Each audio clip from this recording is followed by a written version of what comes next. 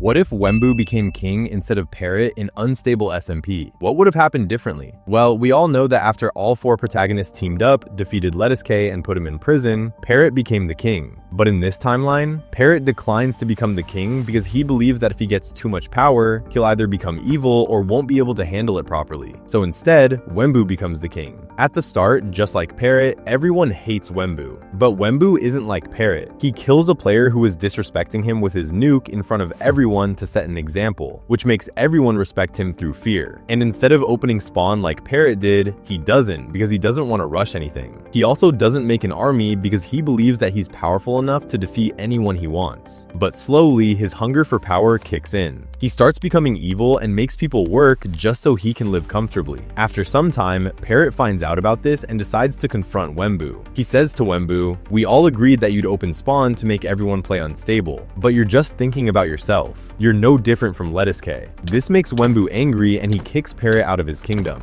Theo says to Parrot, "Just let me know. I'll kill everyone." But Parrot knows that Wemmbu is just too overpowered right now. So he says, "Don't do anything right now, Theo." Wemmbu then sets a bounty that if Parrot tries to enter the kingdom again, he'll be killed. Parrot doesn't like this. Outside the kingdom, he meets a player named Saparata who is planning to take the kingdom from Wemmbu. He also believes that he can run the server better than Wemmbu. Parrot decides to make an alliance with him. On the other side, Arachnid kidnaps Lomedy instead of Eggchan, so he can force Flame Frags to work under him. He does this with the help of the invisible player. Now the civil war is about to start again, but this time it's Wemmbu as the new king versus Parrot, who has Theo, Saparata, Shoebilly, and thousands of soldiers with fully maxed gear. Meanwhile, Arachnid is planning to third party with Flame Frags under his control. This is the point where Wemmbu also finds out that he's getting attacked in 3 days, so he builds his army just like Parrot did. Now during the war, when Parrot attacks Fort Feather, Wemmbu thinks he can easily win because of his orbitals, but Parrot prepares his army with Turtle Master potions just to survive Wembu's orbital strikes. Even though Wemmbu tries his best with Elytra and a mace, Shoebilly holds him off for just enough time, which allows Parrot's army to capture Fort Feather. After that, they attack Merchant City, but this time Wemmbu is prepared. He has 10 of the strongest Elytra mace fighters ready, which helps them win the battle. Parrot's army takes massive losses, so they're forced to retreat. This is the point where Saparata suggests making an alliance with Arachnid, which gives them access to Flame Frags, the only player who can hold Wemmbu in a fight. So this time when they attack, they easily win battle after battle after battle. Wemmbu holds on, but he can't survive against players like Theo, Flame Frags, and Shoebilly all at once. After all of this, Wemmbu has one final battle at Capital City, but this time when Parrot's army attacks, they never see this coming.